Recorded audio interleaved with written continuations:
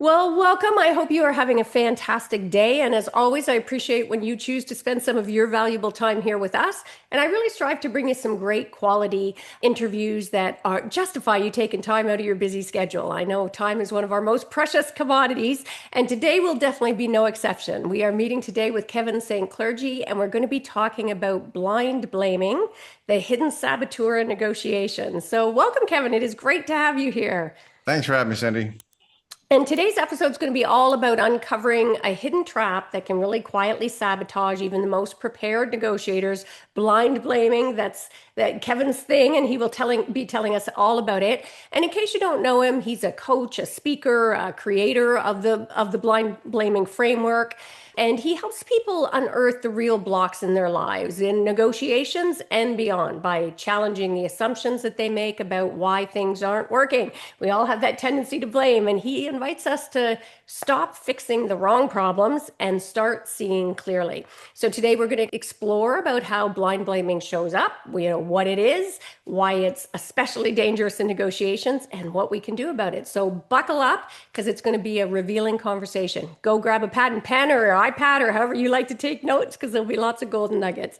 So, Kevin, let's start with the basics. What is blind blaming, and how did you come to identify it as a recurring pattern? Well, great question. Blind blaming is simply, well, let me put it a different way. Blind blaming is where you think you know what the problem is, but it ends up being something completely different. Yeah. Sometimes out of your control. That's one of the issues I have with the self-help profession is what I'll call it, not an industry, because Yeah. it's something we never master. We just always practice Yeah. because there's a big trend going right now to blame yourself. Yeah. And it's always you. You need to take more control. You need to be more responsible. And sometimes, as you'll learn from the origin story I'll share in just a second, it's completely out of your control. Yeah. And if you like, I'll share that story real Yeah, quick of and course. briefly. So this started as a TED Talk. After I sold my company a few years ago, I was kind of debating what I should do next. And after I came home with the dream car midlife crisis purchase, my friend said, well, what's next, Kev? You're only 50. I was like, I don't know. Yeah. It kind of bothered me. So I went into the office and I saw this book on the shelf that said, write a TED Talk. I was like, well, heck, I haven't done that yet. Yeah. So they had me go through this 2 week exercise where you go through all your life lessons. And it was really a really great exercise for me midlife at 50 to do so, because it was kind of neat going through all the Yeah. lessons that I'd learned and all Yeah, the we could all use that. mistakes. Yeah, the mistakes I'd made. And we settled on the story of when I was 10 years old. They really liked it because when I was 10 years old, I was a phenomenal baseball player. And I had a 550 batting average. And for those of you who Wow. don't know, that's really good. Yeah. Yeah. 394 was Babe Ruth's batting average. And I remember my mom saying, you've got a better batting average with the pros, and don't forget, son, they're 8-year-old and 9-year-old and 10-year-old pitchers. I was like, Mom, if I'm doing that good, maybe I can play better in high school ball and college ball. And of course, my dad saying, you can do whatever you want. Yeah. And he went to work on my mindset. And then we got a swing coach and we went to work really hard to prepare me for the next level. And the next year, I got up to bat after all that preparation and I started striking out. And I ended up striking out every single time for the entire season with a 0 batting average the very next year. Yeah. And you can probably guess what I was hearing from the stands. Come on, Yeah. play to win this time. Keep your Yeah. head in the game. Oh, And all yeah. the yells and the screams and the lectures from my dad on the way home, I bet. telling me what I did wrong, And the next year, when the league that prepared me for high school ball, because I was still a pretty decent fielder, I just sat on the bench. And after that, I quit. And 2 weeks after I quit, we found out what the real problem was. At a fluke eye exam, we just figured out I couldn't see the ball. Wow. I was practically blind without glasses and nobody knew. I always sat up front in the classroom. I always made straight A's. So that wasn't an issue. Yeah. I do remember putting on the glasses and seeing the chalkboard going, wow, that's so clear. That's wild. Or not Yeah. the green blobs of Yeah. the trees looked really clear too. Those are the Yeah. memories that I have. But the real problem was this: the adults in my life at no point stopped blaming me for something that was completely out of my control. Okay. And I Well, quit. glad I asked because I was thinking the opposite, to be honest. And I'll let you carry on. But just like a lot of our listeners, we're probably thinking that we blame everybody else. But you raise a great point, which is we take a lot of blame. We get it loaded on us from our Yeah. parents from a young age. So sorry to interrupt. Carry on.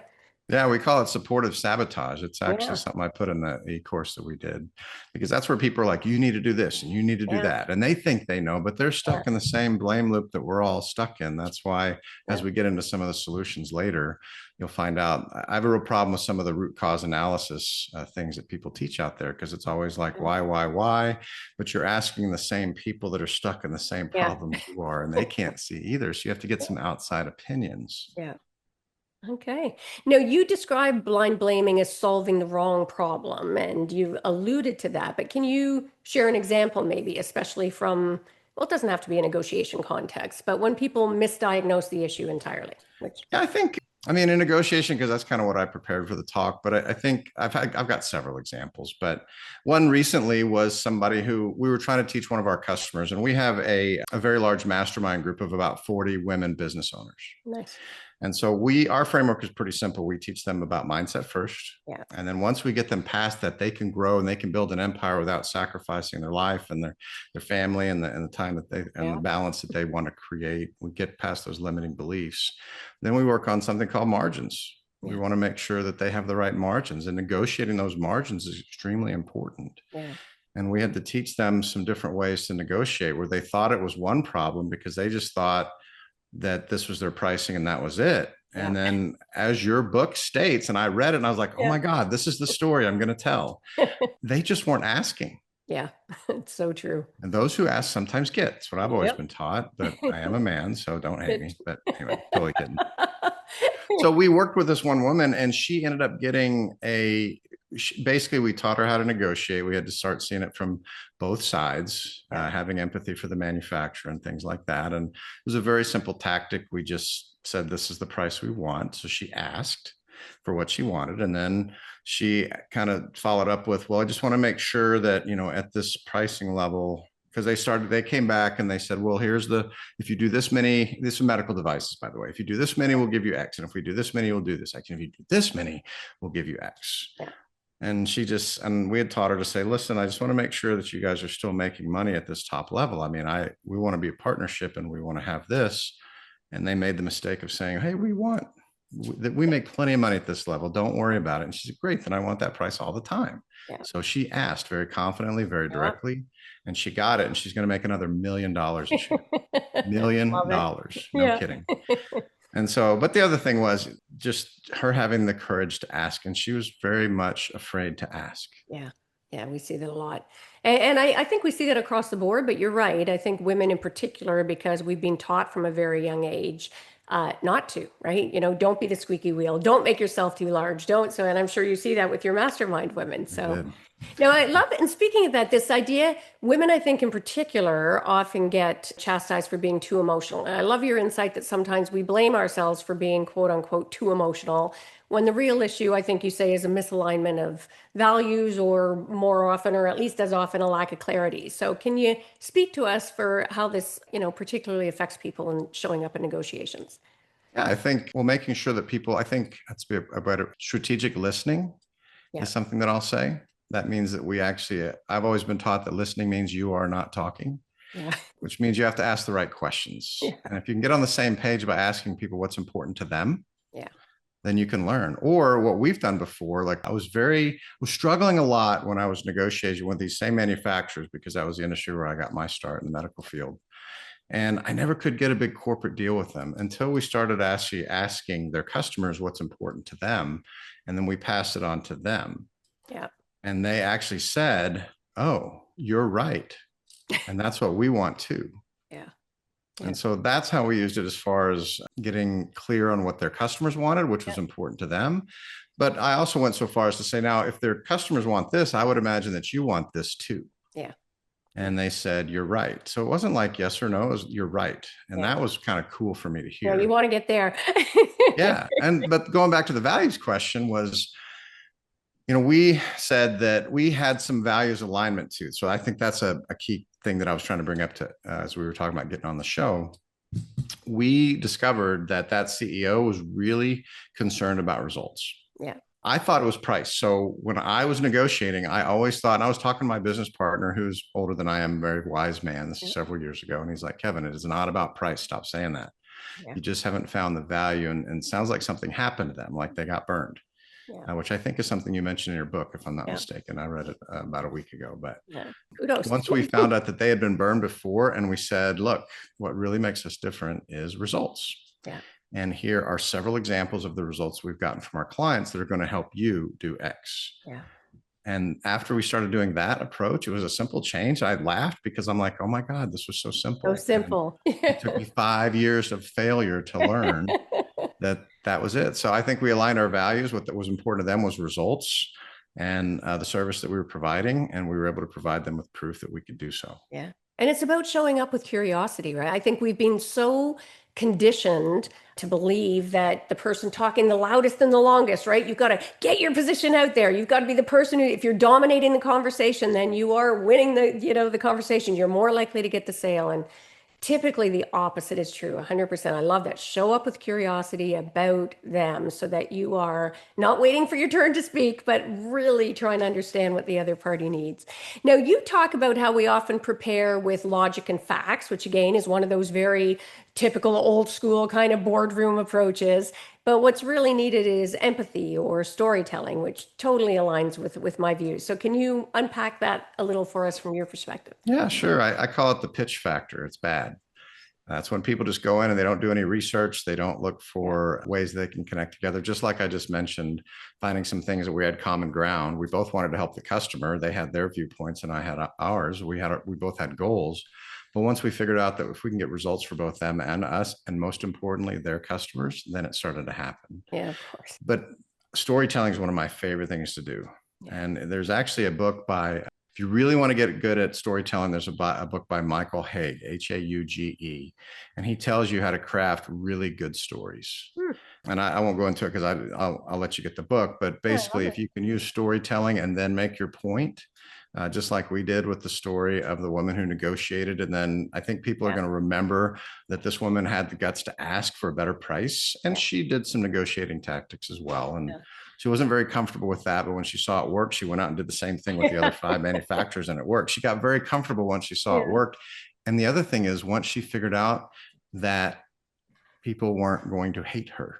Yes. Yes. That's a big issue for people generally, women in particular. Yeah. Yeah. So it was really cool to see. But she told stories too, because she's like, well, here's what happened. And she kept telling stories and stories and stories. And then she got the deals. But I think storytelling to bring points across, also to show that you have empathy, because emotional intelligence, I think you would agree, goes very much into negotiations. Yeah, absolutely. And storytelling is so underrated, I find. I mean, you're starting to hear more buzz about it now, like finally, but like even in my legal career, I used it all the time, Kevin. I used to flummox opposing counsel. I'd bring in my kids. I'd bring in, stories from whatever. And they'd be like, why are we talking about Miss Watson's kids? What is happening here?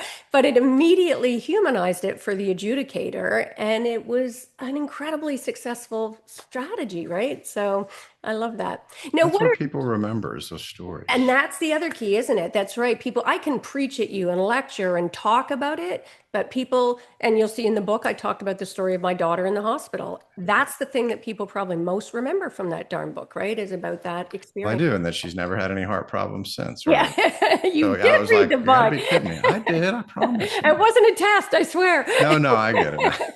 Now, in your experience, getting back to your sort of blind blaming, because I think it's a new concept for our listeners, what are some of the most common, false causes, if I'm using that term appropriately, that people blame in negotiation settings? And maybe how can we start catching ourselves in the act? Well, I mean, it could apply to, negotiation is such a broad term because I think, and tell me if I'm wrong, because you're the expert here. I'm showing you how blind blaming fits into it. But I think we negotiate with everybody. And I think including you would agree ourselves. from reading your book, Absolutely. including yourself. So just some examples of blind blaming, just because I recently did a keynote, was people don't want to work anymore. Have you heard that before? Oh, yeah. Or have you heard that recently? Yeah. And my favorite response is, look, it's not that people don't want to work anymore. They just don't want to work for you. Yeah. And that's a hard one to hear. Yeah. And we were doing this we were guests at a mastermind, me and a business partner that having another venture who's in the mastermind with me. We paired up and then they were sending groups of people. That was kind of their last thing to do at the seminar. Yeah. And this whole group comes up to us like, we've already met. We want to know why kids don't want to work today. And that's what we want you to help us with. And we're like, Yeah. oh goodness. And Eric's like, do you want to start with this, Kevin? I'm like, oh yeah, this Yeah. is my favorite. So they're blaming the person, the people that don't want to work. But then when I ask questions like, well, let me ask you this. Do you have your values clearly outlined for your organization so that when you're searching for people, you find people that are in alignment with your core values? And it's almost the same answer every time, Yeah. Cindy. It's, what do you mean? Yeah. Okay, wrong answer. That's a no. And yeah. So then I said, okay, well, then when you do have people on, do you have an onboarding process that you put in place where you can actually get them onboarded and get the right mindset, like teaching them things like 100% responsibility, which means you have to sometimes teach new members of your team that taking 100% responsibility is important to you as an organization, which means they have to give up two things, blaming and complaining. Yeah. And it's hard. Yeah. Or do you teach them the difference between a growth mindset and a fixed mindset? Because I'm like, why do you think people don't want to work anymore? It's like, well, I went and told them, look, I really need you to do this. And I felt like, going back to negotiation, it turned into negotiation. And I don't feel like that's leadership. And I'm like, well, did you actually take the time to ask them what they want and make sure their goals are aligned with what you want as well? Or did you teach them something called a growth mindset where they don't take feedback as a personal attack? And again, I got, what do you mean? Yeah. Yeah. I love it. And for our listeners, I just want to put a pin there because when you talked about that growth mindset versus fixed, I think people have misconceptions about that. And I'll be very candid about it as well. I would have sworn that I had always been a growth mindset. Yeah, it was adventure. I always was, push, push, push. And then I read the book Mindset, and total transformation, recognizing the difference between a growth and a fixed mindset. So if you don't like to try things that you're afraid you're going to fail at, guess what? Chances are you have a fixed mindset, not a growth mindset. So check out the concept because, Ken kind of threw that in there and it's a game changer. So it's a big one. For me, it was the ability to take feedback. It's not a personal attack because I was a very confident young man, we'll say. It took me a while to figure out that I don't know everything. Yeah. But that was my big thing. And I was scared of it. Yeah. And when she went into some of that, and then there's a few TED Talks you can watch on it as well, it started to really hit home. It's like, oh my God, I need to actually go out and actively seek feedback to make sure, how am I doing? And but here's the cool thing. When we started teaching this to employers or employees or team members, or even partners that I've had in other businesses, it's really cool to see an employee that finally gets it, or a team member, or even sometimes a spouse. Yes. A girlfriend that I've got, she's getting into some of this stuff, which can be challenging at times. I will tell you that if your girlfriend reads your book, she's going to call you out when you screw up. Like, yeah. Oh, hey, rubbed in his face. Book, aren't you complaining a little bit, But I think it's okay to ask, just how am I doing? Yeah. Without, fear. And when they give you feedback, actually take the time to listen, which is at the core of your negotiation tactics, if you will. But just asking, it just felt so good to say, is there anything I can do better? Yeah. And I was like, wow. And she goes, you've always asked me that since the day we met every week. And I listened. So anyway. I love that. Now, we spoke a minute ago about how that negotiation includes like even negotiating with ourselves. And I know blind blaming, you speak to the fact that it can erode our self-trust. So talk for a sec about how your framework can help people rebuild that internal compass, for want of a better term. Yeah, I think, and that goes back to what I said before about the self-help industry, profession, whatever you choose to call it, where they always point the finger at us. Yeah. But in my baseball story, my blindness was completely out of my control. We just had no idea. Nobody ever thought of it. Yeah. So before you point your finger at something else, we have this method that we call the RCD method, and it stands for reflect, connect, and decide. So reflect there's a little bit more, we try to get to what we call an obstacle DNA. We really dig deep on what is really causing this obstacle. Yeah. And we look at a few different, what we call strands. And the first is health. Yeah. And I would think that if somebody doesn't feel very good and they don't know it, they're just used to it, that their ability to negotiate goes in the toilet. Yeah. Yeah. It's a And big so the first thing we look at is things like health. Hey, have you been to the doctor lately? Like a yeah. couple was referred to me, and I don't do couple therapy. I'm not a therapist. I'm not, Yeah. that's not my area, but they're like, hey, look, we just heard that your method works pretty well. Can you go through it with us? And turns out that neither one, they've been struggling with counselors. They were fighting all the time. Speaking of negotiation and personal relationships, which I believe Yeah. was really well laid out in your book, by the way, Yeah. they were just failing. And they were very close to a divorce. I was like, well, guys, I can take you through this. And the first question I asked him was like, well, have you been to the doctor? Have you had your blood work done? Tested your hormones? Just taking you through the process. And they're like, we haven't been to the doctor in 5 years. I was like, well, we'll go to the Ding, damn ding. doctor. Yeah. So they go and it turns out, just short story, they both had low testosterone, both of them. Oh, interesting. And once they got that fixed, they had energy, they had Yeah. attraction, they had sexual drive. Yeah. I love this story because it was something that happened to me too, because I had very, very, very low testosterone. That's why I Yeah. included it in the book. I think hormone testing I don't think a lot of people do it. No.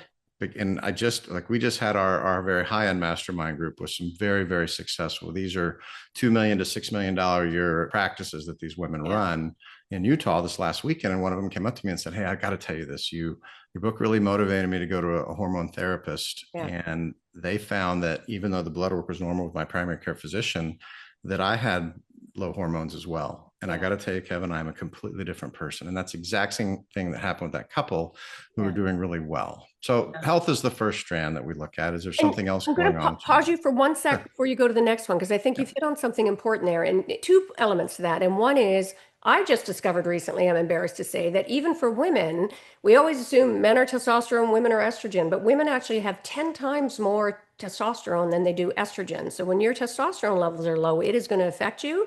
And I also just want to give kudos and a shout out and pointing out for our listeners. Notice how vulnerable and transparent Kevin was there when he was talking about that. We have hangups in North America and subjects that we consider taboo that we don't talk about, and we need to normalize them. And when we talk about this, then it raises everybody's awareness, and it's an amazing, not only for yourself, but as a negotiating strategy in life, whether with your intimate partner, your kids, or in business. We're taught to hold our cards close to our chest. Get vulnerable. You get better outcomes. You get better results. So sorry, I just wanted to really put a pin in it. No, I'm glad you did, because it was embarrassing for me and I didn't want to tell anybody. And then so I tried the supplements. It's dirt in a bottle, guys, gals. Then I tried the cream, didn't work. And then I was shocked to find out when my primary care doctor and the nurse that have always helped me now for 5 years, that more women get the testosterone treatment than men. Yeah. And I'm learning because one of my buddies just had it. And I was like, well, thanks for telling me, man. He's like, are you sure it works? I'm like, it will change your life. Yeah. Let me guess, you're fading out at 3 o'clock in the afternoon. You're fuzzy.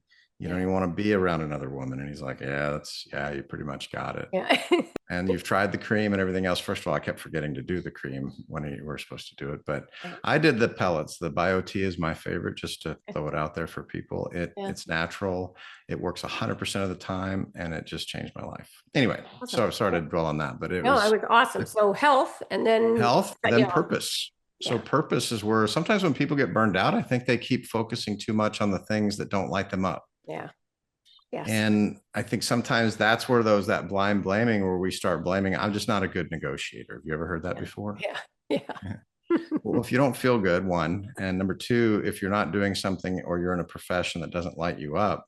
And my business partner, Eric, says it perfectly. He's like, look, if you're ever procrastinating on something, or you're not having that negotiation conversation because you dread it, it's probably something you shouldn't be doing anyway, if it doesn't light you up, or you're not talking about something that lights you up either, or you don't feel like you can do it. Yeah. And again, I want to pause and put a pin in that, because these are, gosh, and I warned you at the beginning. I hope you have where you're taking notes for our listeners here, because these are golden gems here that are coming your way.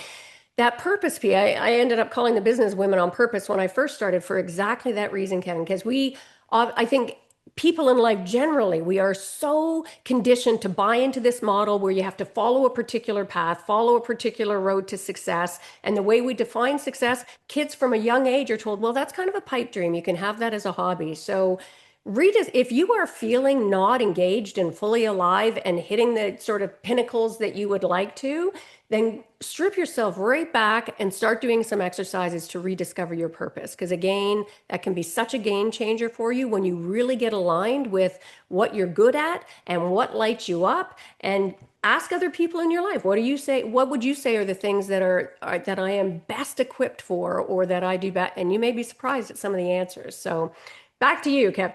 Yeah, no, that's perfect. I love it because that's part of getting to that root cause. Now we're getting into it.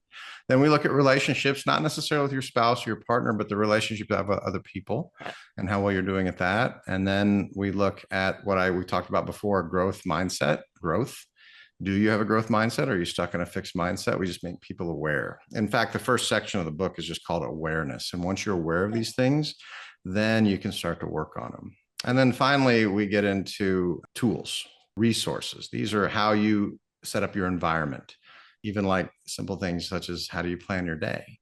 And that's one of my favorite things to ask our new team member, new employees. How do you plan your day? And I just got one this morning with a new person we had. They said, what do you mean? I just heard this so many times this week. Okay, well, so you don't have a way of organizing a task list and things like that. So those are the 5 areas that we go through. And a lot of times we'll find something like people they don't really have a purpose. Oh, yeah. Or they've lost track of it. And so I have to take them through an exercise of like, look, this is how I develop my personal mission. Right now, at this stage of my life, it's a very simple mission. I'm trying to help 100 million people discover the root cause of a problem they can't seem to fix. Yeah.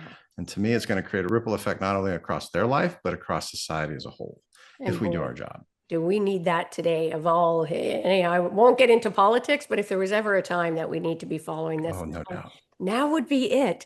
So how can we begin training ourselves and others in our life, in our circle, to spot blind blaming in real time and be able to pivot to more productive strategies? I call it from negativity to possibility. I like that. And so right now, and here's a big tip for everybody. Years ago, I figured out, even before everybody knows or everybody thinks the world's a dumpster fire right now. Yeah. But I just heard that this morning. I was like, I don't know if I'd go that far, but okay. I've started asking people, instead of how's it going, my favorite thing to ask now is, hey, what's going well for you right now? And watch when you try this for the first time, because everyone is perfectly conditioned to complain. Yes. We're like, oh, my life sucks. This sucks. I had a crappy day. It took me forever to get to work. When you ask them what's going well, you're going to see this pause. Deer in the headlight. And they're like, what's going, I was really ready to complain, but hang on. Yeah. And then then you start off, but I had another person on my podcast and she said, Kevin, that's absolutely brilliant, because you may not know this. When you do something like that, it activates the part of the brain that puts people in a better mood, and your meeting or sales call or whatever else you're doing will go much better, or negotiation will go much better, because you started everything off on a positive note. And can I just stop there? Because we are so conditioned to the opposite, right? So I love that you approach it that way. Most sales training courses talk about, you want to show people what their problems are and focus. So I love that approach, Kevin, that what's going well for you? It immediately sets a different tone. And it, as you said, it opens possibilities for people. I think that's so smart, so simple, and so over. Yeah. So, well, there's another question I'll share, since you like that one so much. So the next question that we asked was this. I got to give credit where it's due. It's a book called Persuasion. Have you read that yet? No. Oh, it's so good. Okay. I'll give everybody should get that word. Persuasion, it's called. But what we started doing was, the name of my company back then was called MedPB, Medical Practice Builders. We built practices. And we just said, first we said, what's going well? And we got to conversing. And then we'd say, well, what great things have you heard about MedPB? Smart. And it worked so well. I was like, no way this is going to work. And it did. And I'm like, oh my God, simple things that can work. But anyway, so back to blaming and complaining. So my challenge to everybody listening, I always give the same challenge on it, whether I'm doing a podcast or a keynote, is to go 7 days without blaming or complaining anything. Yeah, nice. And every time you catch yourself blaming or complaining, you have to start over.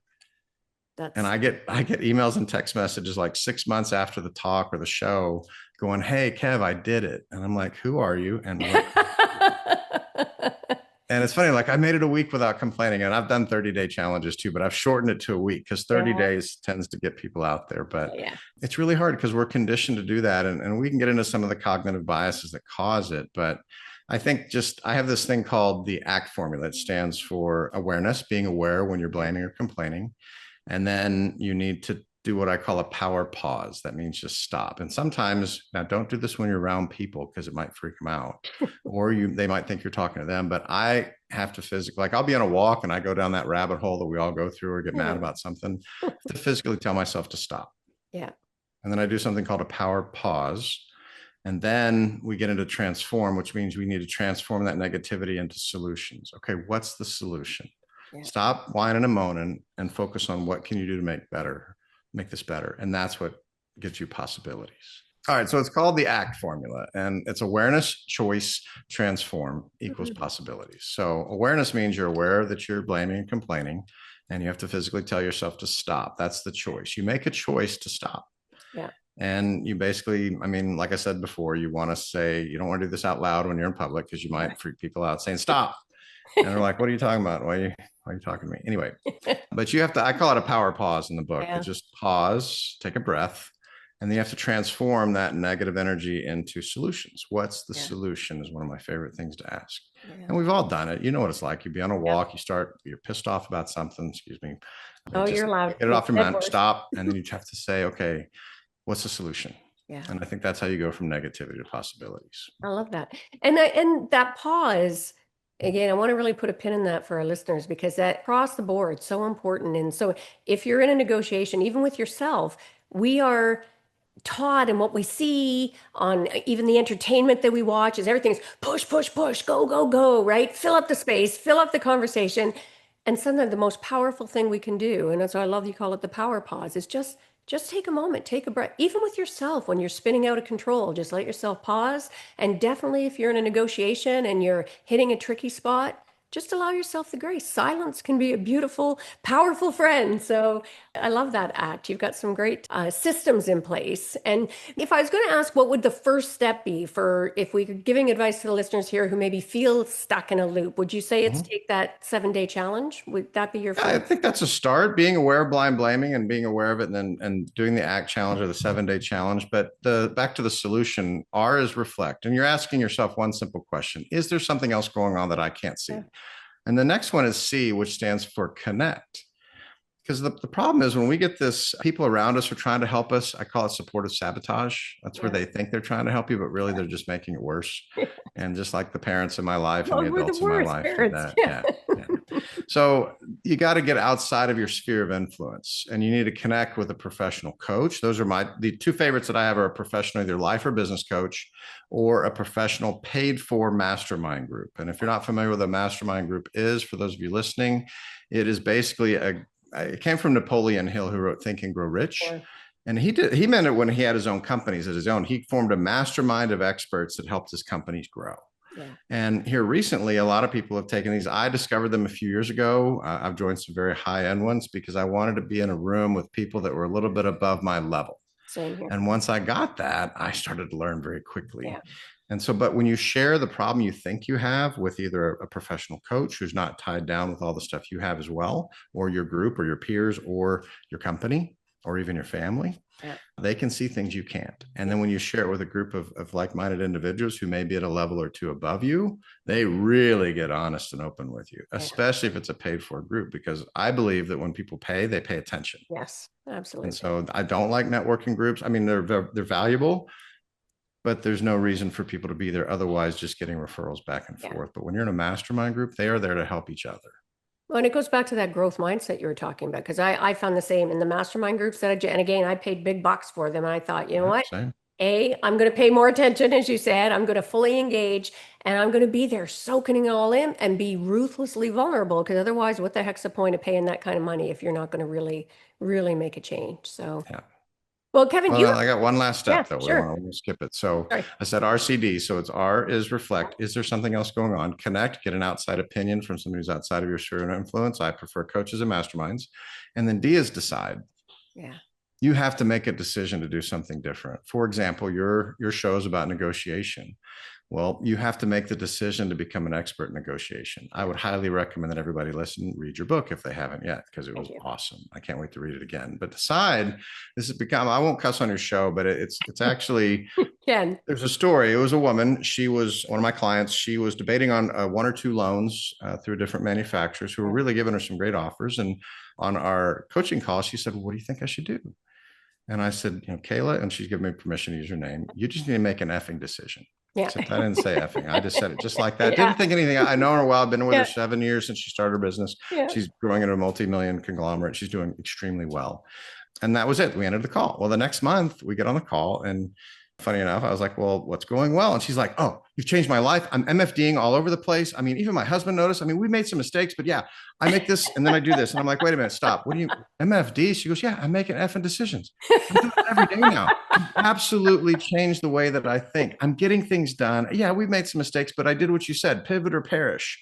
And so, yeah, but I'm making decisions faster. MFD changed my life. And I was like, Kayla, do you mind if I use that in my book? And I Oh, was really worried about it. I thought we are going to have like a religious yeah, edition and some other things. And even Jack Canfield, I got him to say, I even love your effing part. And I'm like, oh, yeah, God, chicken soup for the soul guy just said the F word. yeah, yeah. Anyway, it's make a decision. I think decisive leadership, you have to make decisions quickly and not be afraid of mistakes. In fact, we in our companies that I've had, we do this thing on our weekly agendas where we celebrate mistakes. Yes, I call it a failabration. Yeah, fail. Oh, I like that better. I'm gonna have to give you credit for it, but I love that. Yeah, I borrowed it, so feel free to borrow That's okay. Failabration. We'll give credit where it's due, but I'm going to give you credit anyway. So I it. love that. So yeah, that's how you learn. Failing forward, if you want to Yeah, call it that. But yeah, yeah, MFD. So reflect, connect, and then yeah, decide. yeah. And it may not work perfectly, then go find something Oh, else. Go through the process again. So anyway, absolutely. that's my Yeah. RCD method, and hopefully to help people get And you better got at to get negotiation. t-shirts, eh? Have you MFD'd today? Like Oh start a yeah. Oh, party around that. I it's love turned into that. this thing. That's the funny part. So it's on coffee mugs now. People are showing Oh, up to the mastermind group with MFD, and then Kayla and her group that we did this mastermind in Paradise at a mansion because the mansion was cheaper than the hotels. yeah, yeah, But that's true. anyway, so they came out smiling and like, well, we've added to your MFD. And you can edit this out if you want. It's not as bad No, as the you're good. You're F good. word, but they said, well, if you make effing decisions, you'll do epic shit. And I can't take credit for that. Somebody else trademarked That's that, but I awesome. love it. So they're wearing shirts to class now that say MFD and DES, I love it. and it's awesome. So yeah. Oh, so good. And I've got to say, Kim, thanks for being here. And also, you have given such value. I mean, there are times when people come on the show and they're so worried about selling their stuff that they're, holding back the secret sauce. You have just given so much value in such a short time. So I really appreciate you Well, coming. thank you. It And was I great. normally like to end by what is one of the greatest mindset shifts that you've had in your life? It doesn't have to be Oh, about this that we're talking about. I will say that it was in my business several years ago when we really started to grow. We stopped focusing on recurring income and profits, and we started focusing on impact. Yeah. And that means we just changed our methodology. Like, you know what? We're just going to help people grow their business. Same thing I do in the coaching now. That was the big mindset shift that really changed not just my business, but my life. And I'm not saying money's the most important thing, but it does seem to affect everything that's Yeah. important. And it does give me the ability to help the people that I want to help and do the things I want to do. Yeah. But yeah, that was my big mindset shift when we shifted from money and profits to impact, Nice. life changing Oh, and business changing, and we really started to make a difference in people's lives because yeah. sometimes it wasn't really about that core service we were providing.